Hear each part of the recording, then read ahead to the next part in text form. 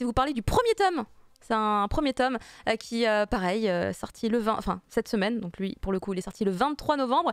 Il s'agit de Akamatsu et Seven, et pourquoi j'ai envie de vous en parler, c'est parce que je trouve qu'on est face à un titre particulièrement assez atypique pour ce qu'on range dans une case dite Boys Love. En fait, déjà, j'aimerais parler du dessinateur, puisque c'est un des premiers aspects les plus fun concernant ce titre, c'est que Okujima, le dessinateur de Akamatsu et Seven, eh bien, c'est le fameux Okujima que l'on connaît pour le titre qui va sortir chez Kiun l'année prochaine, à savoir les Rakai de l'autre monde. Donc un isekai avec des Rakai qui débarquent dans un univers où ils défoncent des arbres avec des tronçonneuses, parce qu'en plus c'est des Rakai avec des armes, tu vois. Donc en fait ils vont débarquer dans un isekai et en fait ils vont contrôler le monde. Parce qu'en fait, entre eux, c'est des racailles. Du coup, il n'y a pas de règles. Ils respectent aucune règle. Donc, c'est un peu des monstres. Et ça a l'air déjà hyper... c'est débile, mais on voilà, s'éclate. Hein. C'est ça. Ça a l'air assez fun à ce niveau-là. Donc, lui, Okujima, le dessinateur de Akamatsu et Seven, ça, c'est son univers, vous voyez. C'est les mecs qui se tapent dessus, qui sont un peu cons, qui font un peu de la merde. Alors, c'est un Furio quand même un peu léger. Parce que c'est vrai que ça se bastonne tout le temps, mais c'est peut-être pas aussi comment dire, dur et potentiellement trash. Non plus. C'est vraiment pas Tokyo Revengers, non. Non, bah tu vois quand tu vois les racailles de l'isekai, tu vois là, c'est un peu. Il y a quand même toujours une espèce d'ambiance. Ah vas-y, c'est vrai qu'on est con quoi.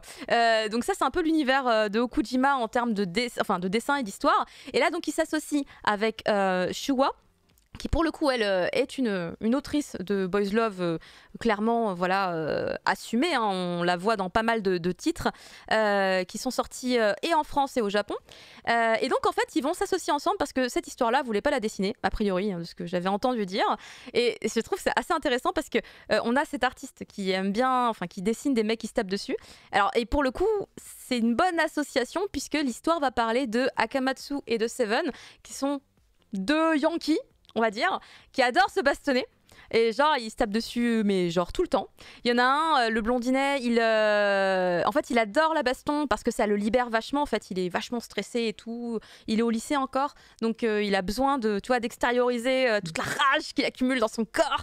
Et lui, du coup, il cherche la bagarre. Il va chercher la bagarre et donc il rencontre. Alors, je sais plus si c'est Seven, lequel des deux est Akamatsu, lequel est Seven. Il va trouver le brun un jour dans un parc et puis il va le provoquer. Tu vois, il va juste le provoquer pour qu'il se tape dessus, puis il se tape dessus. Et évidemment, le brun qui est plus âgé, il s'y connaît aussi beaucoup plus en baston, et donc à chaque fois, il le rétame. Et donc, ça devient son défi du quotidien. Tous les jours, après les cours, il passe au parc pour se bastonner avec le brun et ainsi naît une espèce de relation de baston. C'est un truc de mec. Et il lui reste des dents à la fin. Bah ouais, toutes ses dents. Il reste toutes ses dents. Et à chaque fois, il essaie de le frapper de manière à ce qu'il soit pas quand même trop abîmé, même s'il finit plein de bleu, genre il y a du sang dans la bouche et tout. Enfin, on y va quand même, hein, on y va fort. Et donc, ce qui va se passer, c'est que à un moment donné, en fait, il découvre que le brun, il vit dans la rue. C'est un SDF.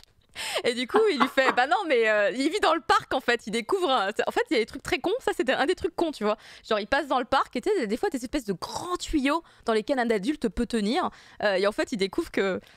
Il y a les pieds qui dépassent et en fait il se rend compte que c'est son lit, c'est le tuyau du parc pour enfants, et il se rend compte que genre sur le truc c'est une espèce de truc à grimper là pour les gamins, en fait c'est là où il accroche ses fringues, enfin les cages à écureuils, tu veux dire? Ouais, les espèces de cages à écureuils, je pense que ça va être ça.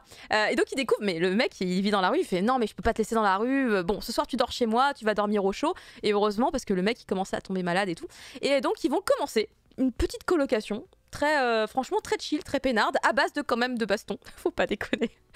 On est là pour se taper dessus. Du coup, non, je te jure. La colocation baston, c'est un concept. C'est l'heure de la baston. Ils sortent dehors, se taper dans la rue parce qu'on va pas se taper dans l'appartement. Faut pas déconner. Les voisins pourraient être embêtés. Ah bah oui, c'est sûr que dans la rue c'est mieux. Ouais. Non mais du coup ouais, je te jure, ils se tapent dans la rue et tout. Ça fait genre un peu office d'entraînement, mais bon, ça finit toujours pareil, hein, c'est le brun qui est plus fort.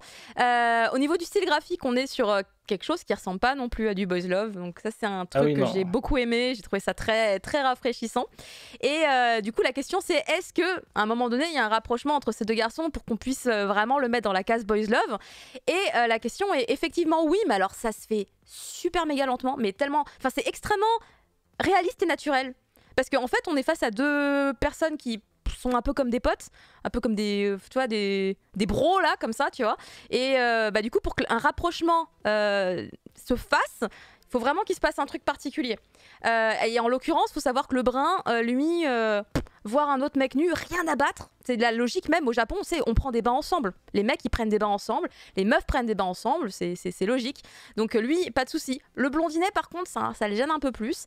Et il va se passer... Enfin, il y a un gag dans la salle de bain. J'étais au sol, j'étais morte de rire parce que c'est drôle. En fait, il se passe des trucs qui me font juste mourir de rire. C'est tellement con parce que l'autrice, je pense qu'elle c'est peut-être un peu adapté à Okujima, je sais pas, mais on dirait un gag de merde qui aurait pu apparaître dans son isekai, tu vois. Il se passe des trucs un peu cons, mais malgré tout, je pense que c'est pour un public un peu averti parce que comme ils sont nus dans la salle de bain, on les voit vraiment nus dans la salle de bain.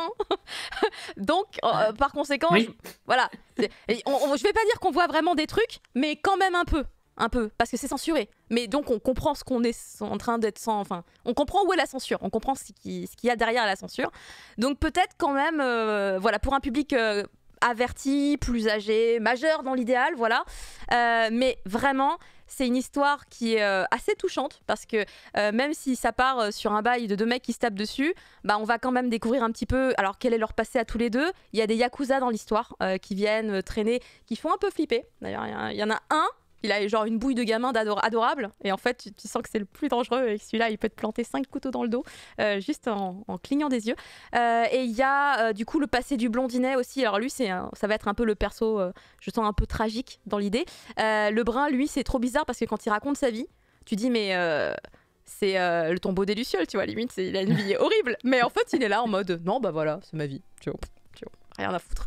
Donc c'est 2 personnages un peu atypiques qui vont se compléter un peu et se rapprocher d'une manière totalement naturelle. C'est très feel good, je trouve, malgré toute la baston qu'il peut y avoir, parce qu'en fait elle est marrante. Enfin, l'ambiance est bonne, quoi. Il y a une bonne ambiance et moi j'ai envie de vraiment savoir la suite. J'ai envie de savoir est-ce qu'ils vont vraiment beaucoup se rapprocher ou est-ce que ça va rester un peu léger. Est-ce que les yakuza qu'on voit apparaître dans ce tome, est-ce qu'ils vont vraiment avoir une incidence ou c'est juste pour faire semblant de faire peur au lecteur? Je sais pas. Parce que pour l'instant, ça part pas dans le trash. Dans le trash violent, horrible. Parce que les yakuza, on sait. Ça coupe des doigts, on rentre dans les clichés des yakuza. Mais, enfin, tu vois, je sais pas. D'avoir des yakuza, ça me fait un petit peu peur, mais on verra bien où ça va. En tout cas, si jamais vous n'avez jamais lu The Boys Love, je pense que ça peut être un titre rigolo pour débuter. Parce que il se prend pas trop au sérieux, même si à l'intérieur, les personnages, ce qu'ils ressentent, c'est très sérieux. Mais vraiment, c'est très rigolo, c'est très fun. On est avec des potes, franchement, on est avec des bros. C'est très cool. Et vous voyez, le dessin, rien à voir avec un titre qui pourrait s'apparenter à du shoujo. Donc je trouve le mélange des deux extrêmement réussi. Merci Okujima et Showa d'avoir collaboré ensemble. Et je tiens juste à dire un dernier truc sur Okujima, donc, qui est le dessinateur. Ça, c'est la première fois qu'il dessine pour un Boys Love. Figurez-vous que je pense qu'il a dû y prendre goût, parce qu'en ce moment, il est en train de dessiner pour un autre Boys Love au Japon. Je ne sais pas si on l'aura en France, ce serait cool, parce qu'il a genre glow up son dessin. Il a un dessin qui a pris du niveau. Bien que c'est déjà pas trop mal, quoi, mais encore mieux maintenant. Voilà, est-ce que vous êtes choqués? Est-ce que tout le monde va bien? Pour un BL, en vrai, ça a l'air vachement soft. Il n'y a pas l'air d'y avoir trop le sexe, tu vois. Non, alors en soi, est-ce que je te spoil en te disant que dans ce tome 1, a priori non, mais il y a des situations drôles. Voilà. Mais il n'y a pas... Donc, là, c'est le temps de s'habituer. On est encore... Voilà, des racailles quand même. On est sur quelque chose de très... ça démarre doucement, quoi. Ouais, mais du coup, c'est déjà terminé au Japon? Alors je crois, il faudrait que ma copine Tanja soit là, mais à cette heure-ci, évidemment, elle est couchée. Je crois que ça se termine peut-être en 3 tomes, ou peut-être 4, j'ai un doute. Mais vraiment, pour moi, si tu t'as jamais lu un Boys Love de ta vie et que t'es pas du tout acclimaté à cet univers-là, celui-là, il sort un peu des sentiers battus. Ouais, je pense que il a l'air... tu peux rentrer dans... Après, il est totalement tranche de vie dans l'idée. Tu vois, en dehors des 2 mecs qui se tapent dessus, c'est juste du quotidien. C'est il vit dans la rue, tiens, on va aller faire nos courses, on va faire du shopping, on va s'acheter une brosse à dents, enfin vraiment très très tranche de vie avec un petit peu les dramas familiaux du passé, du machin et tout, mais il y a pas on n'est pas dans un shonen, tu vois, quand même. Ouais, je vois le genre. Mais vraiment très très cool. Du coup, c'est la fin de l'émission Le Cri du Mochi.